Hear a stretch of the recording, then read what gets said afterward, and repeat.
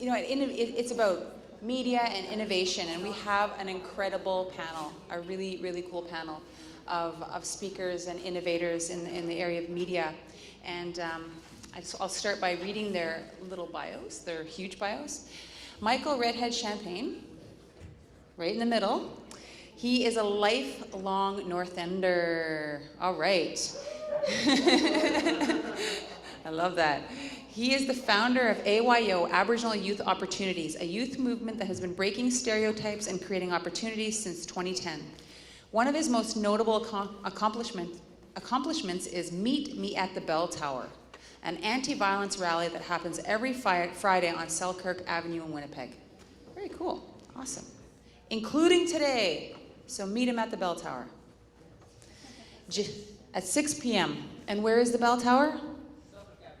And Power Street. Okay, Selkirk and Power. That's really cool. Very cool. And then we have Jeff Ward. That's not you. That's you. That's you. Jeff Ward is the founder of Animikii Indigenous Technology, an Indigenous-owned technology company that works with leading Indigenous groups across North America to leverage technology for social, economic, and cultural initiatives. Animikii is based in British Columbia on Coast Salish territory, but works everywhere. Awesome. And I'm sure you recognize this voice a little bit. If you're a CBC junkie, not old. Come on.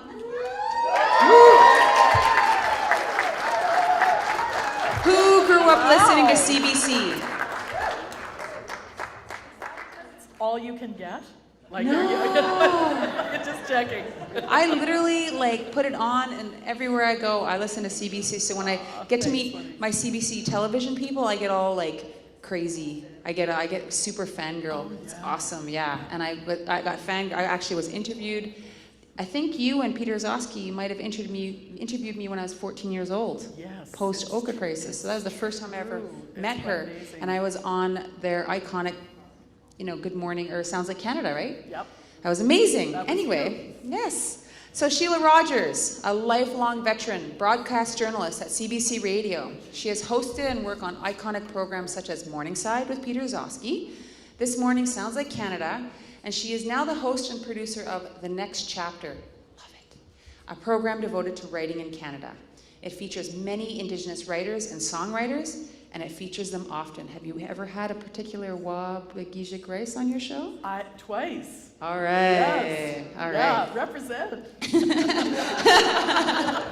Beer Clan, represent. In 2011, two wonderful things happened. She was named honorary witness to the work of the Truth and Reconciliation Commission, and the second honorary witness to be inducted, actually. And she received the Order of Canada. When she heard, that's awesome. Yeah. And when she heard from real warriors of the residential schools and the true colonial history of Canada and its cruel impact, she stopped wearing her Order of Canada out of shame. However, lately she started wearing it again because the motto is, they desire a better country. And she does as well. She is the co-editor of two collections, Speaking My Truth, Reflections on Reconciliation and Residential Schools, and Reconciliation, The Way Forward. Shelagh believes books are great social innovators. They are like portable teachers, and you can take them even into the bath with you. I had some teachers I wanted to take into the bath with me. But that was a long time ago. I don't think I'd ever had a teacher that I know. Okay. Anyway, as you can tell, Shelagh is easy to love, and right from one of the first times I met her, she has always encouraged me and my voice in the media, and has been a huge fan and supporter. Not a fan, more just a mentor, and helped me out a lot. So thank you very much, and I can't wait to hear this panel. So let her rip. Okay. Let her rip. Thank you, Monique. Thank you so much. And thank you to Wanique and to Tina. Haven't they been awesome? Just awesome. So wonderful. Okay. Bonjour, Tansi. Uvanga Shelagh Rogers Ativa. I'm from Ottawa, the traditional territory of the Algonquin people. Kwe Chikchinamden Ninkid Agoshan Miigwech. Did anyone understand that? It's greetings, and I hope you are well. Welcome to this session, which I think is really going to point us to the future.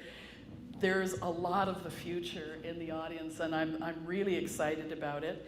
The very first thing I want to do is to acknowledge the traditional Treaty 1 territory and the heartland and homeland. I've heard both, which I love both, heartland and homeland of the Métis people. It's really exciting to be here. I live on Snuneymuxw First Nation territory, Gabriola Island, British Columbia. You are all very welcome to come and visit.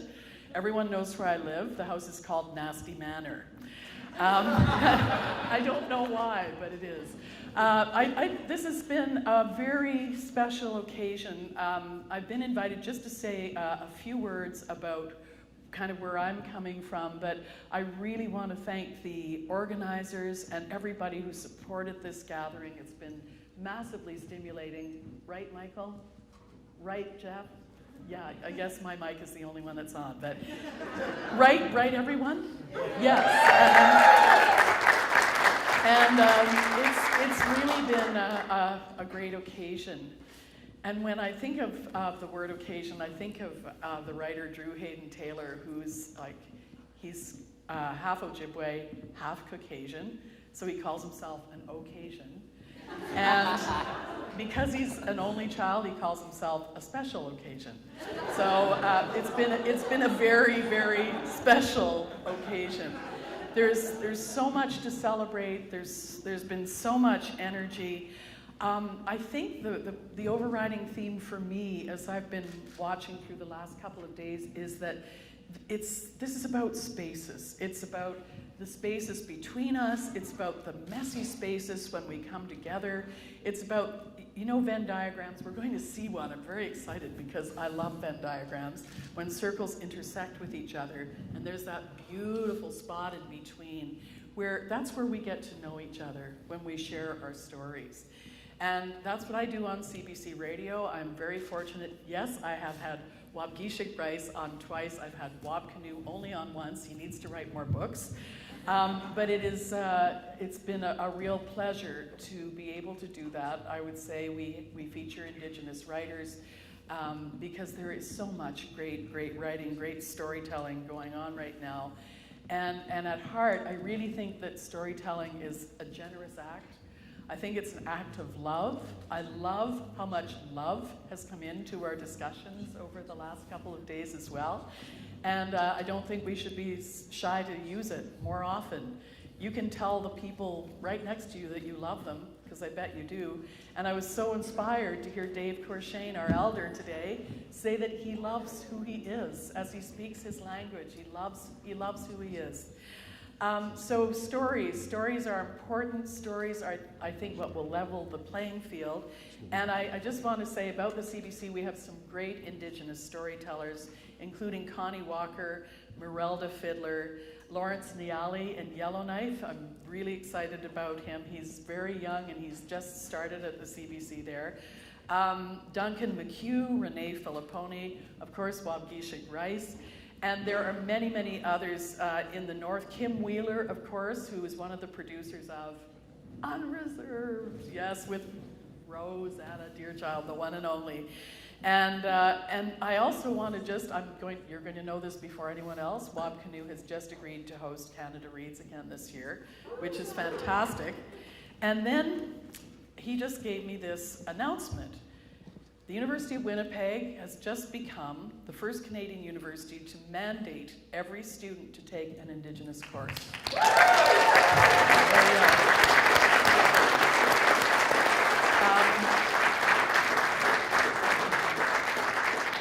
And that's just about it for me. I'll just say this. I'm on Twitter.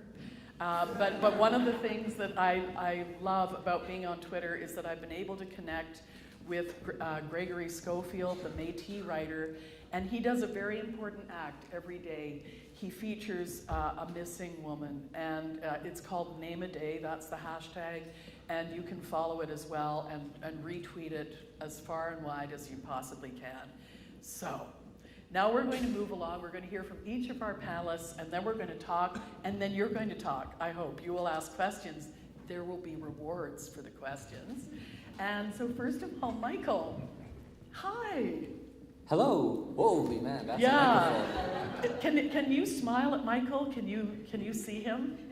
And are you seeing the smiles? I see the smiles. That's excellent. Okay. I generally will start my presentations, if this is the situation, I will generally start my presentations by saying something that makes presenters really nervous is when you're looking at an audience of people doing this. Yeah, it's true. So thank you for the smiles. Thank you for the smiles. It is important for us to, of course, smile at one another and demonstrate our gratitude and our joy. So I wanted to start with a very discreet signal to the sound people. Play the video. we agreed on that signal earlier. Okay.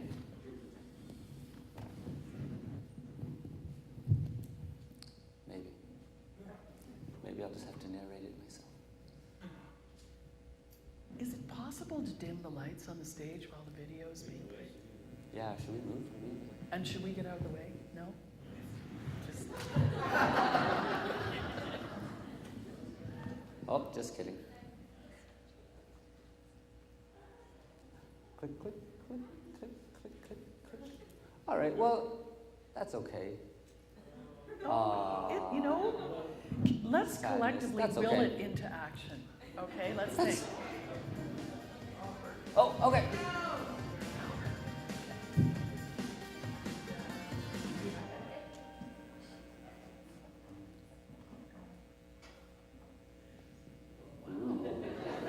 Oh.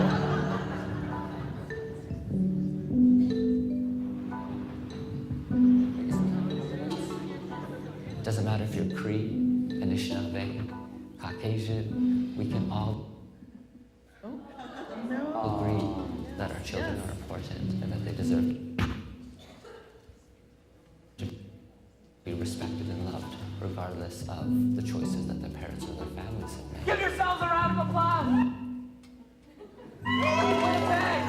My name is Michael Redhead Champagne. I am the founder and organizer of AYO, Aboriginal Youth Opportunities. I'm a community organizer and a public speaker. I connect with residents of my community, primarily young people, so we can create more opportunities for young Indigenous people to have their voices heard. Now, political will is one thing, but political action is another. Growing up in the north end of Winnipeg, I always felt like there was a disconnect between what the world knew about us and what we as North Enders saw about ourselves as the truth.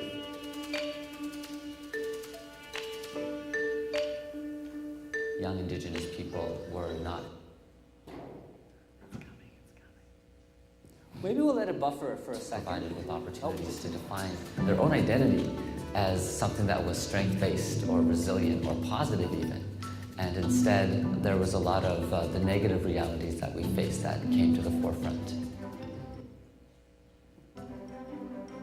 Aboriginal Youth Opportunities has been around since 2010. Since then, Can we pause it and just let it buffer for a second, and I'll just tell a quick story in the middle of this? Yeah. Cool, I see your thumbs up only. I just saw a floating thumb, I guess that's the signal. So I was really excited. I wanted to, oh, this is the worst face. Can you just not pause it on that face? Because what is that? What is that face? We need a caption for that thing. Let's have, okay, no caption contest on that one. Okay. Since 2010, okay, so we'll just leave it. Okay, we'll leave it. It's fine. So, apparently this is the caption contest for the Indigenous Innovation Summit. No, the reason why I wanted us to watch this video was it's a great honor for me often to be able to participate in panels such as this or opportunities such as Time Magazine's Next Generation Leaders. And as I am increasingly afforded opportunities to speak to larger and larger audiences, it becomes increasingly important for me to encourage those who are in the audience, those who are watching, to become an active participant in creating the solutions that we're going to be discussing. Now, I'm originally from Shamattawa. My family is from there, but like many children in Manitoba, at birth I was taken. And I was put with a beautiful foster family named the Champagnes, who raised me into the person that I am today. Now, they fostered over 300 kids in their home before I came. And so it's a testament to the generosity that they demonstrated as parents, but also I think one of the teachings that I've taken from that adopted family, that it's all of our responsibilities to take care of all of the children all of the time. And so this is part of why I do this work with Aboriginal Youth Opportunities, and I'd like to tell you some of the things that we do with Aboriginal Youth Opportunities. Maybe we'll let this thing play, and then I'll wrap it up with that young people have been committed to 4 main principles: breaking stereotypes, walking with integrity, providing institutional solutions, and finally that application of our traditional teachings. 1 in 6 children in the area code in which I live are wards of the child welfare system in this province, and I myself am a product of that system. We can use the smoke to cleanse ourselves. My story is the story of so many thousands of children in this province needing to feel it's okay to be Cree, or it's okay to be Anishinaabe, and we don't have to be defined by the negative headlines that we see. It's been encouraging the last number of years to see how many people are hungry for something different. I can see our young people getting stronger and stronger, and it creates this great sense of hope, and it motivates me to continue doing the work that I do day in and day out. The young people continue to inspire me with their resilience and their hopefulness. Things can get better. And it's going to take time, and it's going to take integrity more than any other thing. Is it going to be hard? Yes. Has it been hard? Yes. Is it impossible? Never. Thank you all for your patience. Have a fantastic day.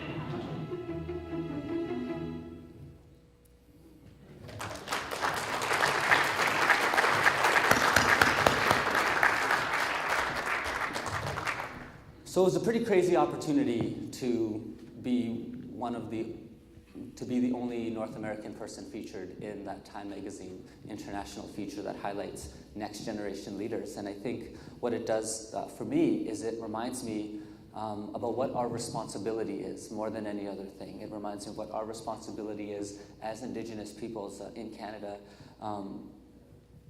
that it's our job to demonstrate with our examples how we hope others to behave. We have to, I believe, lead with the things that we do and what we're up to encourage other people to do the same. So 2 of the things that we do with Aboriginal Youth Opportunities, as was mentioned in my bio, every Friday since November 18th, 2011, we have met on Selkirk Avenue and Power Street with the intention to highlight our examples as North Enders and young Indigenous people and encourage other people to stop the violence, and we build up what we now call the Bell Tower family. And today is actually a super special day, and I'm honored to be here with all of you, because tonight at 6:00 p.m. at the Bell Tower, our Bell Tower family right here in Winnipeg will be celebrating 4 years of voluntarily coming together on a regular basis to demonstrate solutions in our community.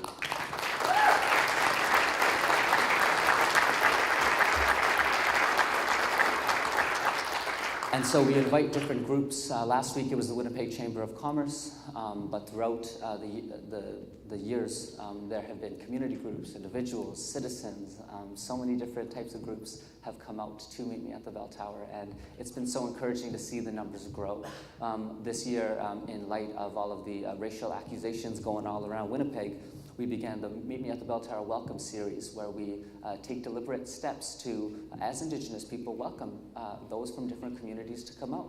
We've had Meet Me at the Bell Tower welcomes the Filipino community, Meet Me at the Bell Tower welcomes the newcomer community, and most recently, Meet Me at the Bell Tower welcomes the Muslim community, as a deliberate intention to encourage our relatives, and I say this specifically, our relatives who happen to be from different parts of the world, to come together, walk with us, and celebrate those solutions.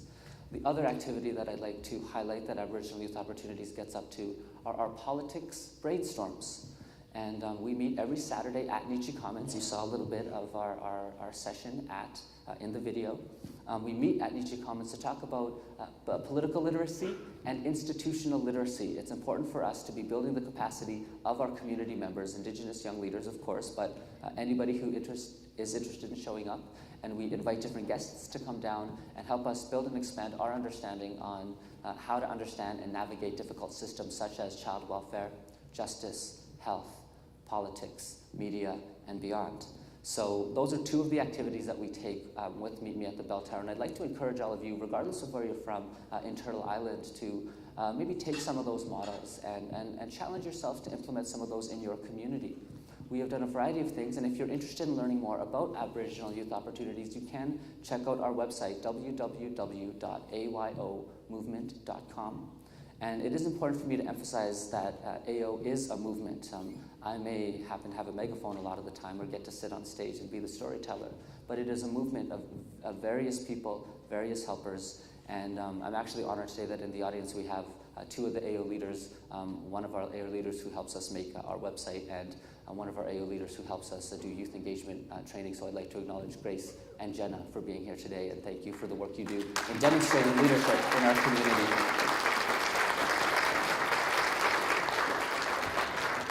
So I think I'm going to have to stop there because I really want to hear what Jeff has to say, and then we'll continue from there. But there's a little bit of Aboriginal Youth Opportunities and who I am, and thank you all for having us here today. I feel like our example as a voluntary, youth-led Indigenous movement is innovative because we're taking those traditional teachings and applying them in a modern context. And I feel like this is what we're going to need to do moving forward, understand how do we take the traditional and blend it with the contemporary so that we can all walk together out of the darkness. Thank you. Thank you, Michael. Thank you so much. And Jeff, over to you. Well, hello, everybody. Everybody having a good time so far? That was amazing, by the way. I am so honored to be here, to be invited to sit here amongst some new friends for life, I feel, and just attend this event. Just where I'm at in my life, this couldn't be more well-timed for me personally. So I'll just tell you a little bit about myself. My name's Jeff Ward. I grew up in Manitoba. However, I left when I was about 13 or so. With my family, we moved to Edmonton, and I now live on Vancouver Island in Victoria.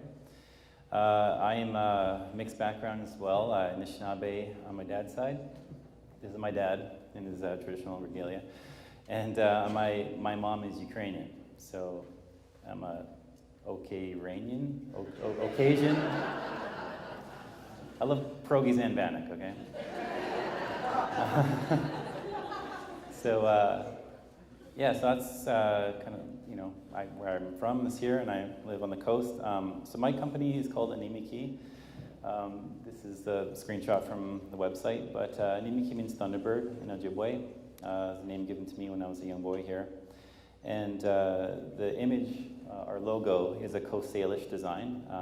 I feel the kind of company that I'm developing, which is a technology company, we work a lot, almost exclusively with Indigenous entrepreneurs, organizations, and communities. Just wanted to, the name and the logo and the imagery, it tells a story of who we are. And I'm in an interesting phase in my business. I've been in business for 12 years, and it's primarily been myself. I got into software development and web design in the late 1990s, when the web was really just booming. I spent my early career down in Silicon Valley. I was there for part of the dot-com boom as well as the collapse, and it was just a crazy experience, being super young, being paid ridiculous money in Silicon Valley. This is when ridiculous startups were being funded, and startup parties, and pets.com was a thing. Apparently people want dog food delivered to their door. It was just a crazy time, and there was a lot of money. There was a lot of money thrown around. It was very, what's the word? capitalistic, very capitalist, very, I don't know, frivolous spending. It was just, you know, I wanted to come back, end up getting married and move back to Canada, and thinking, what am I going to do with my skills and my background, in my interest in technology at the time, and still really now, there weren't a lot of Indigenous-focused technology companies. So that's what I created, is a business, and been doing that for 12 years, and it has been primarily myself and a bunch of people that I would pull in, experts and contractors and this and that. Then a series of events in the last year, personal and business, some opportunities that didn't happen and some other opportunities that did happen, as well as a move to Vancouver, really kind of amped up my looking at Animikii, this business that I built up over time, the amazing track record, amazing portfolio of work that we've done in the community, and wanting to make it more than just myself, and more than just myself and my wife, who has joined on in the last year as well, in more of a full-time role. And so in the last 6 months, we're in this kind of incredible growth phase. We've doubled our company. We have 4 of us now, and we're just taking on some amazing, amazing projects. Some of them I'd like to show you today. I mean, some of the projects I'm showing you are from our last 10 years and last few in particular. Yeah, just to give you a sense of the kind of work of how we're using technology to for social justice, economic development, cultural, generation of interactive and exciting things for youth and for language. Like all these aspects is how I wanted to use technology, not for selling, I don't know, toys and ads to kids and junk they don't need, or stuff I was seeing in Silicon Valley with selling pet food by delivery, whatever. I wanted to make meaning in my life and build the kind of company that I would love to work at. And now that we have others that have joined us, I'm spending a lot of time thinking about what is a company that holds Indigenous values. What does that look like? Yes, I'm a company and for profit, but whenever I look at the kind of projects that I get involved in, they kind of have to meet a set of criteria. Is there learning, personal growth on my part and on now my team's part? Is it interesting? Are we going to learn anything? Does it give back to community?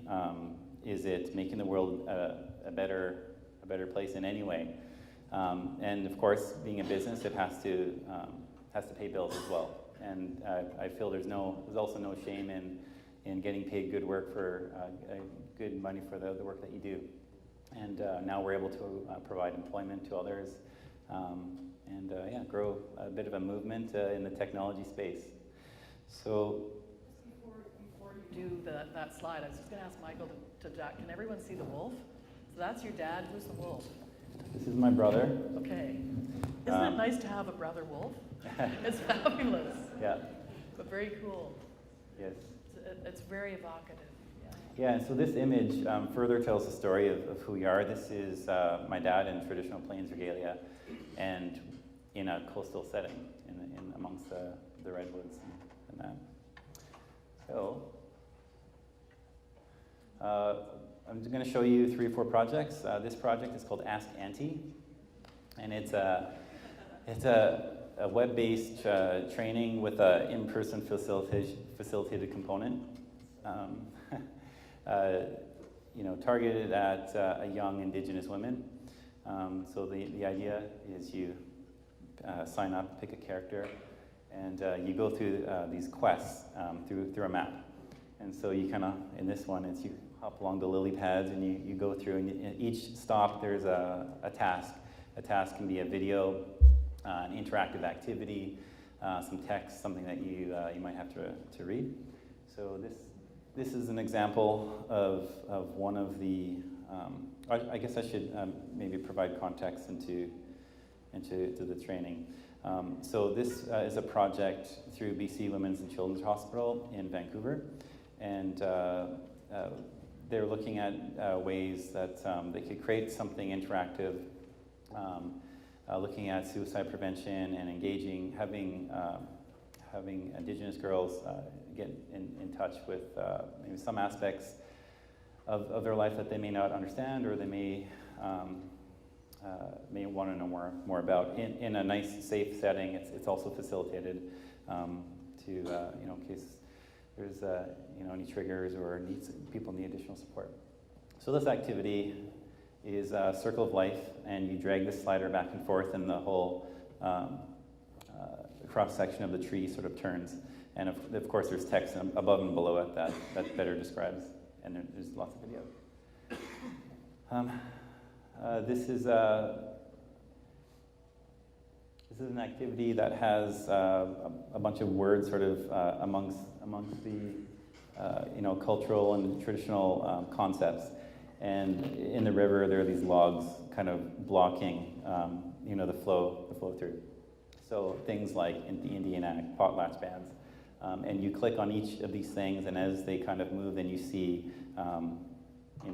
progression and old ways coming back, and it's really a nice visual way to conceptualize some pretty complex and multi-layered. So really trying to make it approachable to young youth. Lots of videos. This is Auntie Bree, the project lead, but there's lots of videos of lots of different aunties. Switching to another project at the Provincial Health Services Authority. It's kind of a sister project to this one.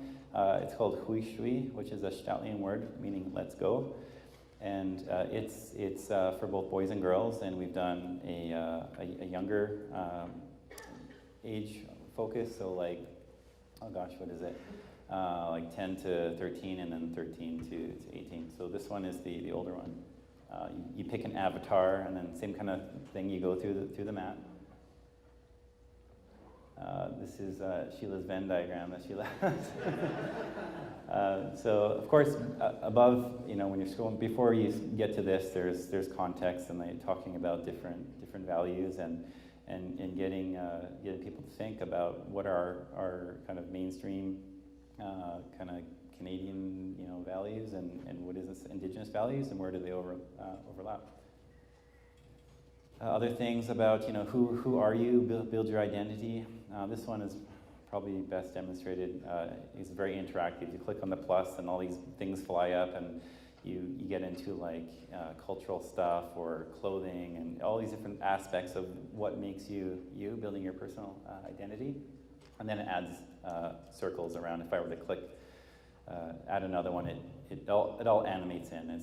Trust me, it's very, very cool. Through each of the stops in the quest, you pick up items to add to your bag, and this is the view where you click on it, and it kind of flies out in 2 circles, and you can check out all your gear that you've collected. And lots of fun.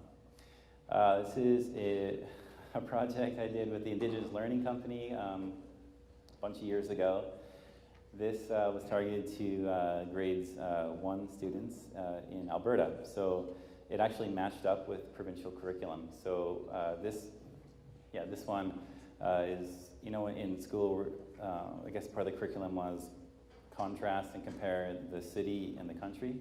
And so these kids, one kid lives in Toronto, and one lives on Paul's First Nation. So they go through and they compare, what's it like. So it's a interesting way to bring to meet curriculum objectives, but in a really interesting and Indigenous perspective. And they go through, and there's some words that are highlighted, and you can hear the word in their language. Do we have time for one more? Should we skip through?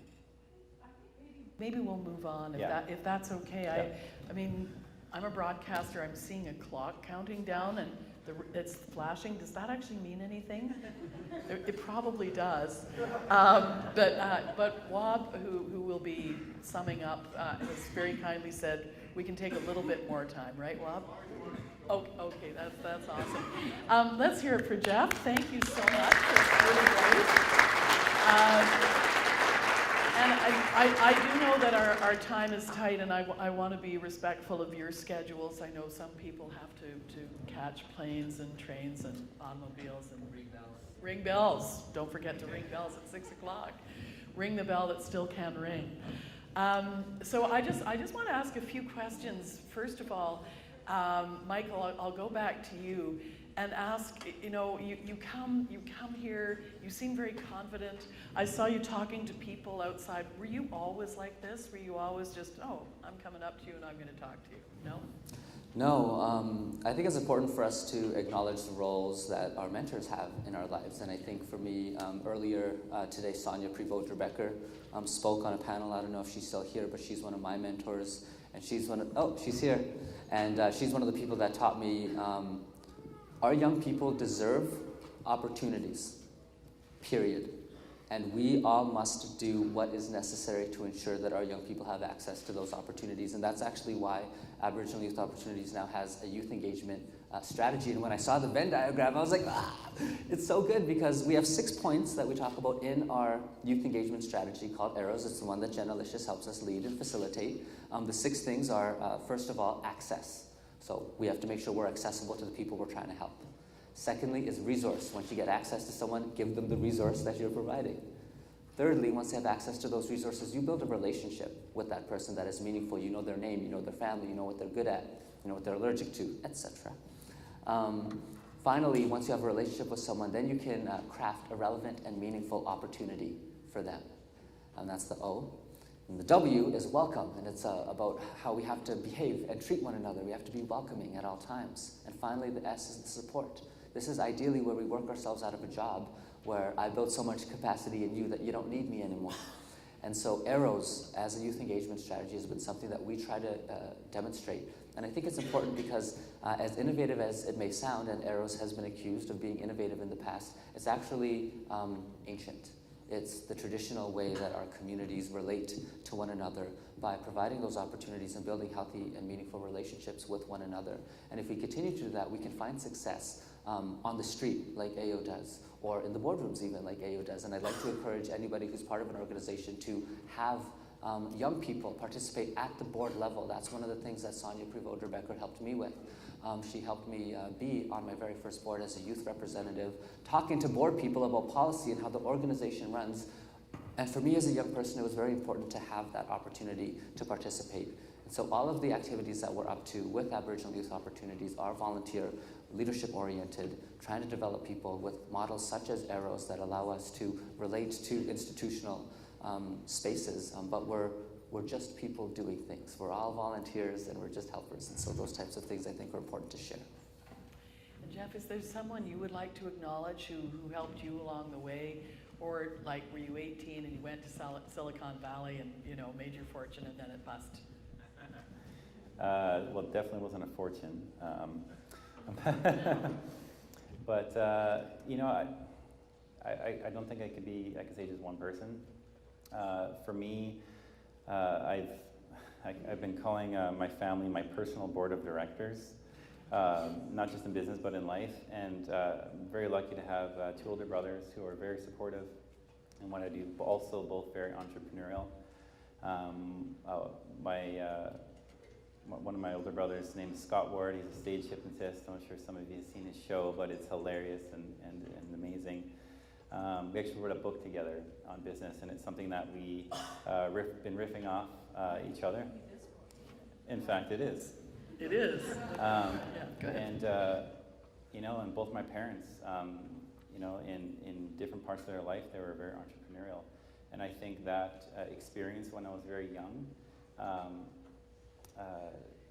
really kind of set the, you know, my sights for the rest of my life and wanting to be an entrepreneur.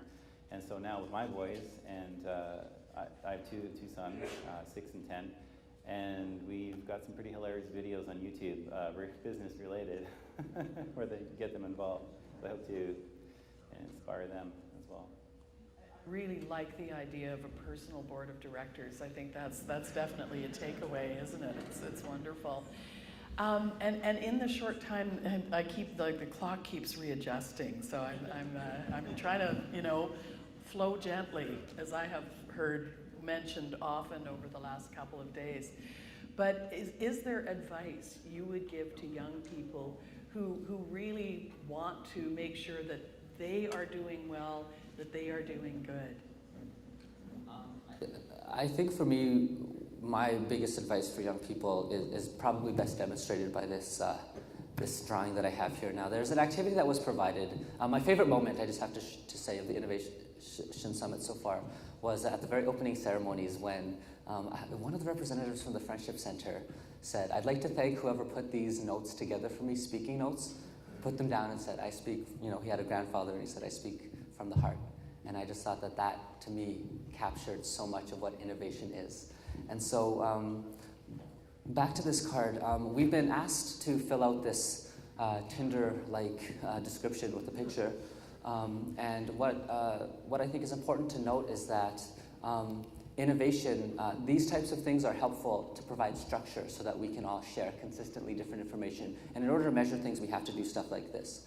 But where I see innovation is when we color outside the lines and when we provide opportunities for our own voices and our own creativities to be heard. Spirit is creation. Spirit is laughter. Spirit is praying, and spirit is playing. And so what I have here actually is an image of one of the young people from Meet Me at the Bell Tower last week. And she went around with apples, and she put a little bit of sugar on the apples, and she went around serving all the people that Meet Me at the Bell Tower sugar apple. And so what I said here was pointed, 10-year-old North Ender with sugar apples at the bell tower. That's the picture. But then I put, do you know what innovation is to me? Creating opportunities for children and those in poverty to feel generous. That is innovation to me.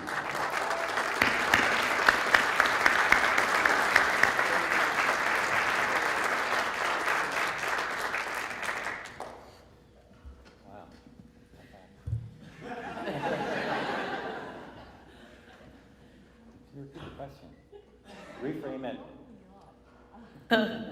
I think the reframe is probably, that we have young people here who are really inspiring. We've been seeing them speak.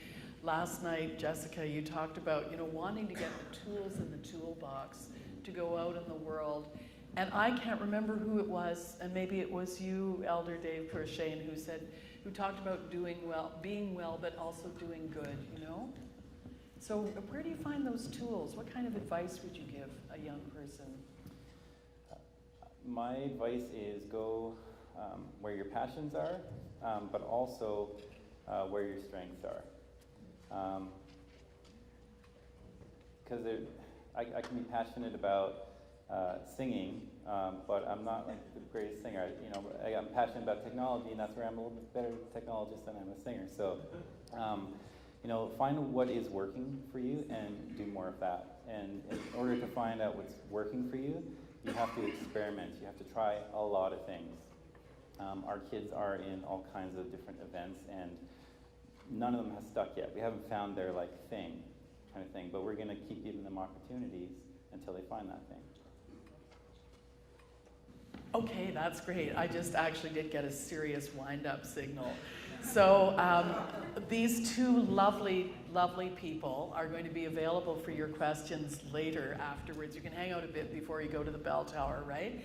My profound thanks for the honor of speaking to Jeff Ward and to Michael Redhead Champagne. And thank you so much for your great attention.